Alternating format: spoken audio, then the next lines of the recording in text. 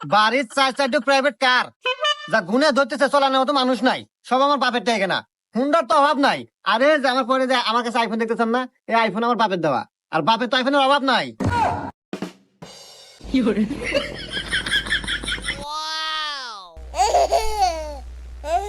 তাই আমি কি হরি না হরি এনে ভেবে আপনার লাভ নাই।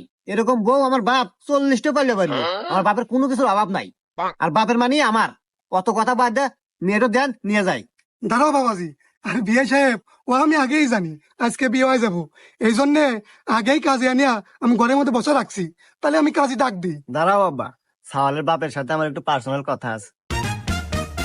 দেখছো বা তোমার বেটা বউ কি গুণিল, কি ভদ্র। বিয়ের আগে তোমার কত সম্মান দিতেছে। পার্সোনাল কথা কব, যাও পার্সোনাল কথা কও। যাও। আসেন আমরা ভিতরে যাই।